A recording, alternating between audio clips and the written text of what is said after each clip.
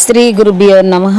మద్గురుదేవులు చిన్న రామచంద్రయార్లు వారి పాద పద్మములకు నమస్కరించుకుంటూ, శ్రీ సత్యానంద సత్యమయ్యార్లు వారికి నమస్కరించుకొని, శ్రీమద్ భాగవత కృష్ణదేశ కేంద్రుల వారు రచింపబడిన శక్తిద్వయ నిరాశకంబైన శుద్ధ నిర్గుణ తత్వ కందార్థ దరువుల నుండి 12వ అధ్యాయము బోధ పఠన లక్షణం నుండి 10వ కందార్థము క్రమ సంఖ్య 208.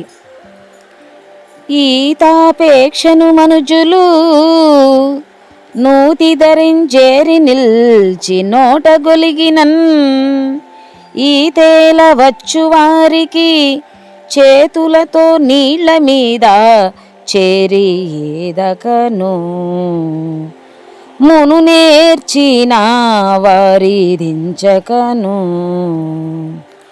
ఈ తీరుగనే దేశీ కేంద్రుడు తెల్పక చాతుర్యమున బోధ సాధించనయ్యేనా చేరీదకను, మును నేర్చిన వారిదించకను. శ్రీ గురుభ్యో నమః. ఆత్మానాత్మరహితం అచల పూర్ణోపదేశికం శ్రీ నిశ్చలానంద నారాయణ గురోర్శిష్యం శ్రీశైలవంశాంబుధిరేవ జాతం శ్రీ పరమానంద శంఖదేంద్రం గురుం భజామి. మద్గురుదేవులు శ్రీ శ్రీ పరమానంద శంకర నారాయణ స్వామి వారి పాదపద్మములకు నమస్కరించుకుంటూ, శ్రీమద్ భాగవత కృష్ణదేశికేంద్ర ప్రభువులచే విరచితమైన శక్తిద్వయ నిరాశకంబైన శుద్ధ నిర్గుణ తత్వ కందార్థ ధరువులు 12వ అధ్యాయము బోధపఠన లక్షణము నుండి ఈరోజు మనము 10వ కందార్థాన్ని విచారించుకుంటున్నాము. అంటే క్రమ సంఖ్య 108. అయితే క్రిందటి కందార్థములో ఏ బాధలెరుగని ఈ బోధ గల వారిచే, అంటే ఏ బాధలెరుగని ఈ బోధ అనగా అపరిపూర్ణ బోధ గల వారిచే అని ఒక అర్థము.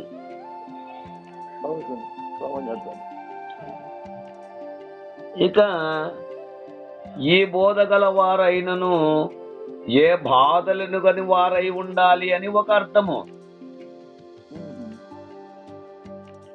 పరిపూర్ణ బోధ గల వారిచే అని ఒక అర్థము. ఇక ఈ బోధ గల వారైనను ఏ బాధలెరుగని వారై ఉండాలి అని ఒక అర్థము. కనుక పరిపూర్ణ బోధను చక్కగా చెప్పగలిగిన వారైనను ఎరుక భ్రాంతి రహితులు అని అర్థము.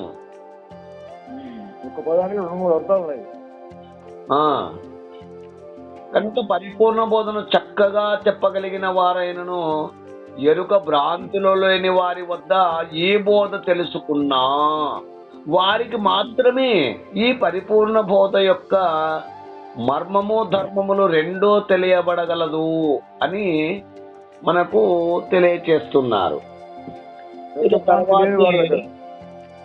తదుపరి కందార్థము 12వ అధ్యాయము బోధపఠన లక్షణము నుండి 10వ కందార్థము క్రమ సంఖ్య 108.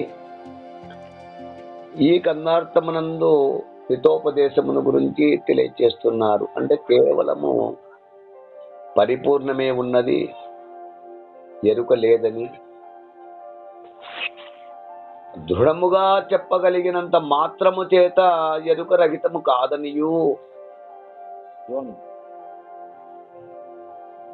కేవలము పరిపూర్ణము ఉన్నది, ఎరుక లేదని దృఢముగా చెప్పగలిగినంత మాత్రము చేత ఎరుక రహితము కాదనియు, ఎరుక రహితపరిచే విధానము తెలుసుకొని అలా చేయగలిగినప్పుడు మాత్రము ఎరుక రహితమగునని సదృష్టాంతముగా ఈ కందార్థమునందు మనకు తెలియచేస్తున్నారు. ఎలాగంటే ఈతాపేక్షను మనుజులు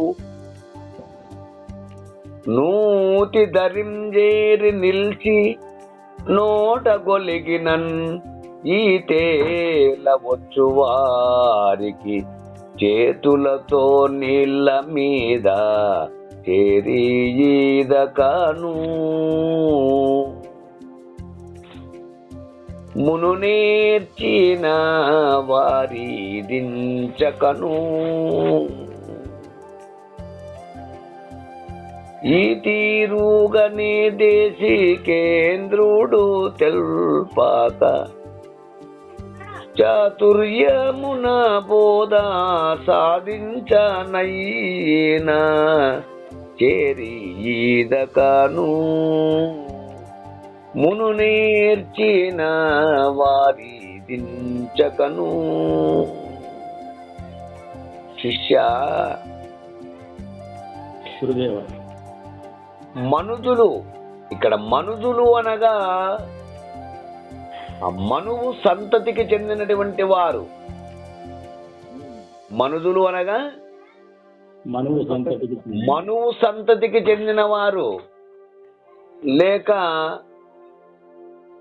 మనస్సు అనేటువంటి పదార్థము ఎక్కువగా వికసించిన వారు అని ఇంకొక అర్థము. మనుజులు అనగా మనువు సంతతికి చెందిన వారు అని ఒక అర్థం, లేక మనస్సు అనేటువంటి పదార్థము ఎక్కువగా వికసించినటువంటి వారు అని ఇంకొక అర్థము.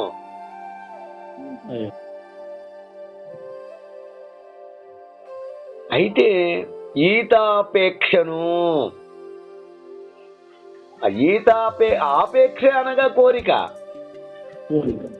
ఏంటి?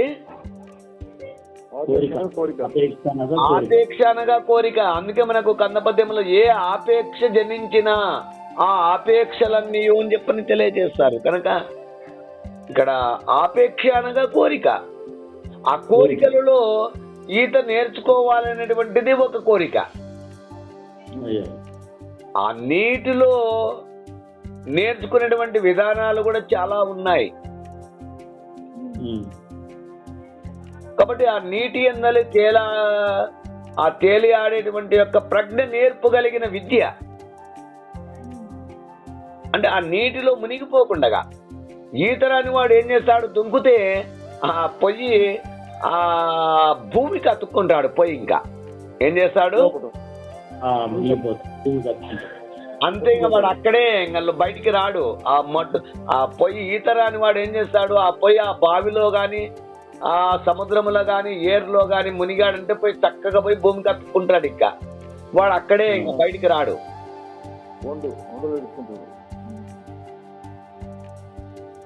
కాబట్టి ఇక్కడ ఈత ఆపేక్షను అనగా ఏంటంటే ఆపేక్ష అంటే కోరిక. ఈత అనగానేంటి అంటే నీటి అందలి తేలి ఆడేటువంటి ఒక ప్రజ్ఞ నేర్పగలిగినటువంటి ఒక విద్య. అది నేర్పగలిగిన విద్య. నీటిలో మునుగకుండగానే పైన తేలి ఆడడము అంటే మొట్టమొదట మరి ఇటువంటి ఈత నేర్చుకోవాలంటే ఏం చేయాలి అంటే, మనము చిన్నగున్నప్పుడు మూడు బెన్లు అంటే ఏంటంటే అవి కూడా మునగబెన్లు అయి ఉండాలి. మునగాకు చెట్టు ఉంటుంది కదా, మునక్కాయలు. మాకైతే పల్లెటూరులో అయితే మునగబెన్లే కట్టేవాళ్ళు, ఇంకొకటి కాదు. ఆ మునగబెన్లు కూడా మునక్కాయ చెట్ల యొక్క ఆ కొమ్మలు లావులావుగా ఉండేటువంటివి బాగా ఒక 3 అయితే సరిపోయేటివి. అట్లా 3 బాగా తాళ్ళేసి వాటిని 3ంటిని ఒక చోట చేర్చి బాగా గట్టిగా బిగించి ఇక మనకు నడుముకు తడిపోయినంత తాడు కట్టి ఆ మునగబెన్ను మన నడుముకు కట్టి మొట్టమొదట బావిలో దింపి ఆ విధంగా ఈత అంతకు ముందుకు ఈత నేర్చుకునే వాళ్ళు ఉంటారు కదా, భయపడకుండా నేనున్నదా నీకేం భయం లేదు అని చెప్పని ఆ మునగబెన్ను నువ్వు మునిగిపోవు అని చెప్పని ఆ మునగబెన్లు కట్టి మొట్టమొదటిగా ఆ పైనుంచి దుంకనీయకుండా మెట్ల ద్వారా తొలకపోయి ఆ తర్వాత మెల్లిగా తనతో పాటు ఆయన ముందు పోయి ఆ వెనక చేయబట్టి లాక్కొని అగో నువ్వు మునిగిపోవు చూడు అని చెప్పని అనేవారు. అయితే అప్పుడు ఈత రాదు కనుక చక్కగా లేచి నిలబడే వాళ్ళం. అయితే మునిగిపోము, ఎందుకంటే తలకాయ ఒక్కటే పైకి ఉండేది. ఎందుకు ఆ మునగపెండ్లో సహాయం ఉంది కనుక మనల్ని మునిగనీయకుండా మనకు ఈత రాదు కనుక చక్కగా నిలబడే వాళ్ళం. అయితే ఆ బోర్ల పడే లక్షణం అప్పుడు ఉండదు, ఎందుకు అంటే ఈత రాదు కనుక. ఆ తలకాయ ఒకటి పైకి ఉంటుంది, నువ్వు మునగకుండగా నీకు అపాయం జరగకుండా. ఆ విధంగా తెలియజేసిగో నువ్వు మునగవు, నీకు భయపడాల్సిన పని లేదు, ఇప్పుడు నువ్వు ఈత ఎలా నేర్చుకోవాలో నేను తెలియజేస్తాను అని చెప్పని అప్పుడు బోర్ల వరుండబెట్టి ఒక చెయ్యి పొట్ట కింద పెట్టి ఒక చెయ్యి విప్ మీద పెట్టి ఒక కాళ్ళు ఇలా కొట్టాలి, చేతులతో నీళ్లు ఇలా ముందుకు గుంజుకోవాలి అని ఆ విధంగా ఒక నేర్పు కలిగినటువంటి ఒక వ్యక్తి, అంటే విద్య గలే ఆ విద్యని నీళ్ళలో ఈది సామర్థ్యం కలిగినటువంటి యొక్క ఆ విద్య నేర్చుకున్నటువంటి ఒక వ్యక్తి ఆ విధంగా మనకు ఈత నేర్పేటువంటి వాడనమాట. అది మనకందరికి అనుభవంలో ఉన్న మాటే కదా. కాబట్టి ఇంకా కొందరు ఆ విద్య నేర్చుకున్న తర్వాత ఇంకా మరి ఆ జలములో ఆ ఎలకల పండుకోవడము, తర్వాత తల కిందికేసి పైనుంచి లోతు నుంచి ఎత్తు నుంచి దుంకడము, అనేక విధములైనటువంటి యొక్క రకాలు. ఎత్తు నుంచి బాగా తల కిందికేసి ఆ పల్టీ కొట్టి ఆ నీళ్ళలోకి దుంకడము, తర్వాత ఆ నీళ్ళలో బాగా ఆటలాడుకోవడము, తర్వాత నీళ్ల పైన పండుకోవడము, ఈ విధంగా జరుస్తూ ఇంకా ఆ విధమైనటువంటి సాధనలు చేస్తూ ఆ నీటికి పైన కొన్ని గంటల తరబడి దాని మీద పండుకునేటువంటి ఒక నేర్పు కలిగినటువంటి ఒక విద్యను నేర్చుకునేటువంటి, ఇవన్నీ ఒక నీళ్ళలో నేర్చుకునేటువంటి యొక్క విద్యలు. ఇది ప్రజ్ఞ కలిగిన, అంటే బాగా జ్ఞానము కలిగి నేర్పు కలిగినటువంటి వారు అటువంటి విద్యలను సాధిస్తారు ఆ నీటి పైన. మరి అటువంటి ఆపేక్ష అంటే కోరిక, అటువంటి ఆ ఈత నేర్చుకోవాలి నేను కూడా, అటువంటి విద్యను నేను కూడా నేర్చుకోవాలన్నటువంటి కోరికతో ఉన్నటువంటి వారు మరి ఏం చేయాలి అంటే నూతి తరింజేరి అంటే బావి దగ్గరికి పోవాలి. ఎక్కడికి పోవాలి? మొట్టమొదట బావి దగ్గరికి పోవాలి. ఆ నూతి తరింజేరి ఆ జలనిధికి స్థానమైనటువంటి భూమితో సంబంధపడినటువంటి యొక్క స్థానమునకు దగ్గర చేరి నిలిచి, అంటే ఆ నీరు ఎక్కడుంటుంది? భూమి పైన ఉంటుంది. ఆ నీటి కింద ఏముంటుందంటే భూమి ఉంటుంది. అంటే ఈ రెండింటికి అవినాభావ సంబంధము. ఏ రెండింటికి? ఆ జలము క్రింద ఇంకేముంటుంది అంటే భూమి ఉంటుంది, మరి ఆ భూమి పైన నీరు ఉంటుంది. అంటే ఈ జలానికి నిధి అయినటువంటిది స్థానం ఏది అంటే భూమి అని లెక్క పెట్టాలి. మరి అటువంటి సంబంధపడినటువంటి స్థానమునకు దగ్గర చేరి నిలిచి దాని దగ్గరగా నిలబడి, అట్లా కాకుండా ఆ ఒడ్డుననే నిలబడి, అంటే బావి గడ్డ మీద పండుకొని బోర్ల పండుకొని ఆ ఈత కొట్టే వాళ్ళని చూసి ఆ బావి గడ్డ మీద పండుకొని నాకు ఈత రావాలి నాకు ఈత రావాలి అని ఆ బావి గడ్డ మీద పండుకొని ఆ బోర్ల పండుకొని ఆ కాళ్ళు చేతులు దగ్గరికి కొట్టుకుంటే కాళ్ళు మోకాళ్ళు చిప్పలు పోయి ఒక బాధిస్తుంది. చేతులు కూడా ఆ విధమైనటువంటి మోచేతులు పోయి దొక్కుపోయి ఆ విధమైనటువంటి తిప్పలు బాధను భరించాల్సి వస్తుంది. గడ్డ మీద పండుకొని చేతులు ఇలా ఇలా ముందుకు అనుకొని కాళ్ళు ఇలా ఇలా కొడితే ఏమైతుందంటే బాధాకరమైనటువంటి. గడ్డ మీద పండుకొని నాకు ఈత రావాలి నాకు ఈత రావాలని ఎంత ప్రయత్నం చేసినా ఆ గడ్డ మీద పండుకొని పొరలాడితే ఈత వస్తుందే. ఇప్పుడు మత్తు తాగిన వాడికి మత్తు ఎక్కుతుంది, కానీ వాడు సారాయి తాగినాడు అంటే అన్నంత మాత్రమే మత్తు ఎక్కుతుంది. వాడికి మత్తు ఎక్కాలంటే సారాయి తాగాలి. వాడు గంజాయి తాగి వాడికి మత్తు ఎక్కింది. లేదు గంజాయి అన్నంత మాత్రమే మత్తు ఎక్కదు. అది మత్తు ఎక్కాలంటే ఏం చేయాలంటే గంజాయి తాగాలి. ఆ గంజాయి తాగితే దానిలో మత్తు ఎలా ఉంటుందో తెలుస్తుంది. అట్లనే సారాయి అన్నంత మాత్రమే తెలియదు. సారాయి అంటే వాడి మత్తు ఎలా ఉంటుందో వానికి తెలుస్తుంది, ఇతరులకు తెలియదు. అట్లనే ఈత నేర్చుకోవాలి అన్నటువంటి వానికి బావిలో దిగాలి. అది సావైనా సరే, పెళ్ళైనా సరే, మంచైనా సరే, చెడైనా సరే ఆ బావిలకు దిగాలి. ఇతరులు నేర్చుకున్నటువంటి యొక్క నేర్పు కలిగినటువంటి వారు తనకంటే ముందు నేర్చుకున్నటువంటి వారి సహాయం తీసుకోవాలి.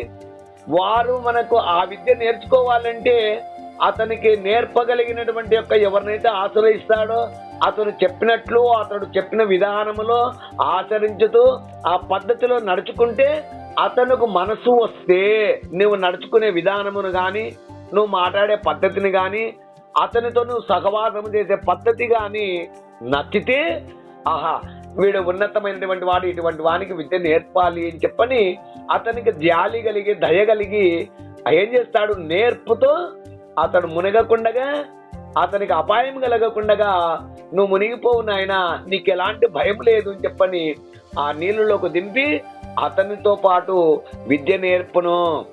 అట్లు ఆ విధంగా కాంక్ష అంటే కోరిక కలిగినటువంటి వారు, ఆపేక్ష కలిగినటువంటి వారు ఆ భూమితో సంబంధపడినటువంటి ఒక స్థానమునకు అంటే దగ్గరికి చేరి నిలబడి, దాని దగ్గరగా నిలబడి అంటే ఆ ఒడ్డున నిలబడి నోట కొలిగినన్, ఆ ఒడ్డునే ఉండి నాకు ఈత రావాలంటే రాదు. ఆ నోటి నుండి వచ్చిన అంటే వెలబడినటువంటి మాటల ద్వారా ఈదుటలో అంటే పాటించు క్రమమును ఆ నోటితో ఉచ్చరించినటువంటి మాత్రమున ఆ విద్య రాదు. ఈ తేల వచ్చే వారికి ఈదుట, నీళ్లపైన ఈదుట, తేలి ఆడుట, ఆ నీళ్లపైన పైకి ఇంకా ఒక అంగుళము పైకెత్తుట, ఈ విధమైనటువంటి విద్యలు అనేకమైన విద్యలు నీటిలో కూడా ఒకటే కాదు. ఈత ఒకటే కాదు, ఈత నేర్చుకోవడము ఒకటి, మునగకుండగా తర్వాత నీటిపైన పరుండటము ఒకటి, ఆ నీటికి సంబంధపడక ఇంకా పైకి నిలబడము అనేటువంటివి, ఇలా అనేకమైన నీటిలో నేర్చుకున్నటువంటి విద్యలు కూడా అనేకమైనటువంటి విద్యలు ఉన్నాయి. మరి అటువంటి విద్యని నేర్చుకోవాలి అంటే ప్రజ్ఞ కలిగినటువంటి వారు, అంటే నేర్పగలిగినటువంటి వారు నేర్పించాలి, లేకపోతే సిద్ధించదు. వచ్చిన వారు స్నేహం చేయాలి, అది సిద్ధించదు. మరి అటువంటి వారిని ఆశ్రయించి చేతులతో నీళ్ళ మీద చేరి ఈదకను, అటువంటి వారిని ఆశ్రయించి వారి సహాయముతో నీకు ఆపత్ కలగకుండగా వారితో పాటు చేతులు వారు ఏ విధంగా చెప్తారో ఆ విధమైనటువంటి క్రమను పాటిస్తూ, నాయన బోర్ల పండుకో, అగో నేను నువ్వు మునిగిపోవు, నీ కింద నా చెయ్యి ఉంది, ఏం భయపడాల్సిన పని లేదు, నీ వీపున ఒక చెయ్యి ఉంది పెట్టాను, నువ్వు భయపడాల్సిన పని లేదు. అయితే నువ్వు చేతులతో మాత్రము నీకు భయం లేదు, ఇక కింద నీ పొట్ట కింద ఒక చెయ్యి పెట్టాను, వీపున ఒక చెయ్యి పెట్టాను, నువ్వు మునిగిపోవు ఎట్టి పరిస్థితిలో, నేను చెప్పిన క్రమమును నువ్వు పాటించు చాలు, అంతే నీకు ఈత వస్తుంది. ఈ రెండు చేతులతో పొట్ట కిందకి నీళ్ళు లాగుకో, వెనక రెండు కాళ్ళని ఒకదానిపై ఒకటి ఇలా కొట్టు అని నేను చెప్పిన క్రమములో నువ్వు చేతులతో నీళ్లు నీ పొట్ట కిందకి లాగుకుంటూ వెనక కాళ్ళను ఇలా 1 by 1 స్టెప్ బై స్టెప్ ఇలా కొడుతూ ఉంటే నువ్వు ముందుకు పోగలుగుతావు. ఆ విధంగా నీకు ఈత వస్తుంది అని నేను చెప్పిన క్రమములను నువ్వు పాటించితే కనుక తప్పక నీకు ఈత వస్తుంది అని ఆ విధమైనటువంటి వారు, నేర్పగలిగినటువంటి వారు చెబితే ఆ విధంగా అతని మాటను పాటించి ఆ విధంగా చేతులతో మరి ఆ విధంగా నీళ్లు ముందుకు గుంజుకుంటూ తర్వాత కాళ్ళను ఇలా ఆ విధంగా కొట్టుకుంటూ ఉంటే ఆ ఒడ్డు నుండి దిగి వచ్చి ఆ నీళ్లతో చేరి తాను తెలుసుకున్నటువంటి విధానం అంతయు కూడా ప్రయత్నపూర్వకముగా పాటిస్తూ తాను అంటే ఇంతకు ముందుకు నేర్చుకున్నటువంటి యొక్క విధానమును పాటిస్తూ ప్రయత్నం అంటే ఏంటి అంటే నేను విద్యను నేర్చుకోవాలన్నటువంటి ఆ ప్రయత్నం పూర్వకముగా పాటిస్తూ ఆ కాళ్ళు చేతులు తలకాయ ఆడిస్తూ ఈత నేర్వవలసి ఉన్నది. లేకపోతే సిద్ధించదు, నీకు ఈత రాదు, మునిగిపోతావు, పోయి అడుగున పడి ఉంటావు, మరుసటి రోజు ఉదయం పైన నీళ్ల పైన తేలాడి ఉంటావు, నువ్వు ఉండవు. కనుక మును అనగా అంతకు పూర్వము నేర్చినటువంటి వారు ఎవరైతే ఉన్నారో ఆ విద్య యందు నిపుణత సాధించినటువంటి వారు, అంటే ఎంతో నైపుణ్యము నిపుణతతో తెలివితో యుక్తితో సాధించినటువంటి వారి దగ్గర ఆ విధముగా వారు ఈదించకపోతే, వారు నీకు ఆ క్రమ పద్ధతిని నీకు తెలపకపోతే, ఆ సమయంగా దగ్గర ఉండి ఈత విద్య యందు ఆ ప్రజ్ఞత నేర్పు కలిగించవలసి ఉన్నది. అంటే ఈత నేర్చుకునవలెను. కోరిక గల వాడికి ఇదంతా శ్రద్ధ, ఇవన్నీ అవసరము. ఎవరికి? ఈత రాని వాడికి. మరి ఈత నేర్చుకోవాలనుకున్నప్పుడు గతంలో ఈత నేర్చిన వారి సహాయముచే నీళ్ళలో దిగి ఈత స్వయంగా నేర్చుకోవాలి.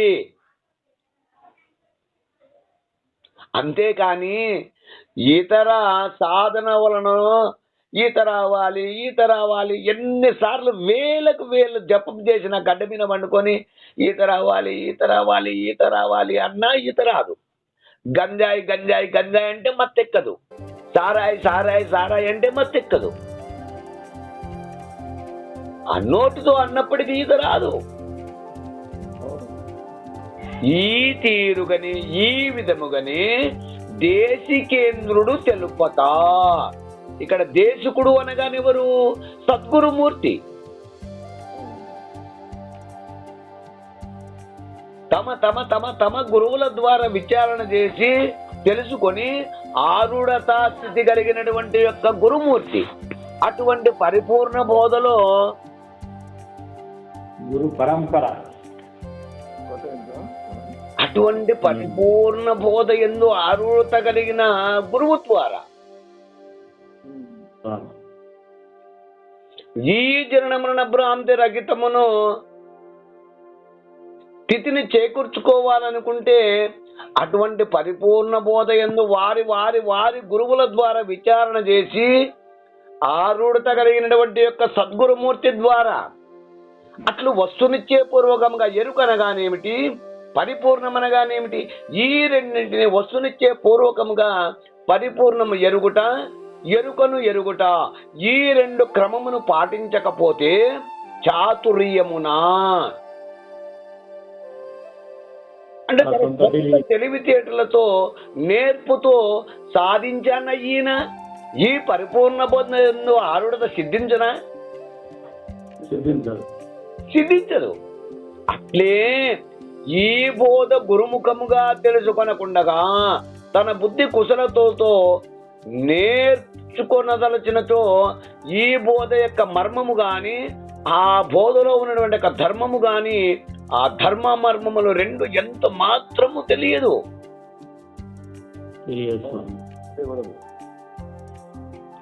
అట్లు ఎరుక పుట్టనే లేదు, ఎరుక పుట్టనే లేదు, పరిపూర్ణమే ఉన్నది అని, ఎరుక పుట్టనే లేదు, ఎరుక స్థానమే లేదు అని ఎన్ని లక్షల జపము చేసినను ఎరుక నశించదు.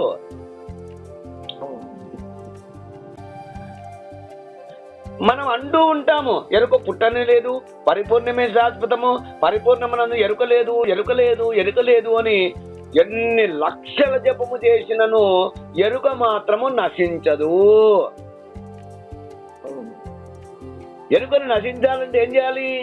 ఎరుకను రహితపరుచుకునే విధానము అంటే ఎరుక రహితమైన గురుమూర్తి ద్వారా తెలుసుకొని అభ్యసించినప్పుడే ఎరుక రహితమగును.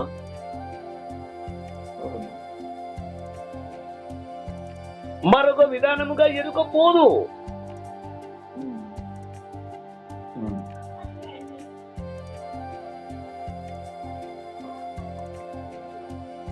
యస్వథాః ప్రాప్త శాస్త్రేణ బోధితవ్యం అనగా తనకు తానుగా ప్రయత్నించి గ్రహించలేని దాన్ని శాస్త్రము ద్వారా గ్రహించవలననియు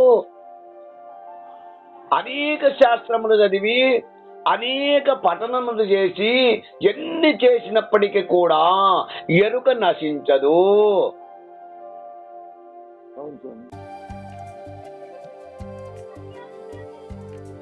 అట్టి ఎరుక లేనటువంటి ఎరుక భ్రాంతి రహితమైనటువంటి గురుమూర్తి ద్వారా తెలుసుకోనిదే ఎన్ని జపములు చేసినా ఎన్ని శాస్త్రములు చదివినా ఎరుక లేదు అన్నంత మాత్రం లేకుండా పోదు. శాస్త్రజ్ఞోక్తి స్వతంత్రేణ బ్రహ్మ జ్ఞానేనాన్వేషణం న కుర్యాత్ అన్నట్లుగా ఆ శాస్త్రజ్ఞుడు ఎంత బ్రహ్మవేత్త అయినను, ఎంత శాస్త్రజ్ఞుడైనను, ఎంత వేద పండితుడైనను ఆ బ్రహ్మ జ్ఞానమును స్వతంత్రముగా అభ్యసింపరాదు. అభ్యసింపితే అందులో ధర్మము తెలిస్తే మర్మము తెలియదు, మర్మము తెలిస్తే ధర్మము తెలియదు. ఈ ధర్మామర్మములు రెండు తెలియాలంటే గురుముఖత మాత్రమే అభ్యసించవలను. గురువు చెప్పిన విధానమును నడక నేర్చుకోవాలి. వారు చెప్పిన జీవన విధానములో నడుచుకుంటూ ఆ విధముగా చతుర్విధ సుశ్రుతులు చేస్తూ గురువు వెంట జంట వింట కొంతకాలము గురువు దగ్గర నివాసము చేయవలసి ఉంటుంది నాయన. అట్లు ఎవరైతే ఆ విధముగా పాటించి విచారణ చేస్తారో అట్టి వారికి ఎరుక రహితమై పరిపూర్ణం అంటే ఏంటో ఈ రెండు ఎరుక పరిపూర్ణముల రెండింటిని గురించి తెలియబడి జన్మరహిత స్థితిని సిద్ధించును. అటు కాకపోతే ఎరుక రహిత పడదు, ఎరుక నశించదు, ఎరుకలో ఉండవలసినదే రాకడా పోకడా తప్పదు అంటూ మరి అట్టి జన్మరహిత స్థితిని పొందాలి అంటే గురుమూర్తి ద్వారా ఈ విధముగా విచారించవలసి ఉన్నది అంటూ మనకు ఈ విధముగా ఈ కన్నార్థం ద్వారా హితోపదేశమును చేస్తున్నారు. ఈ కన్నార్థ భావాన్ని మీరు కూడా అందుకుంటారని కోరుకుంటూ జై గురుదేవా. జై గురుదేవ. జై గురుదేవ. జై గురుదేవ.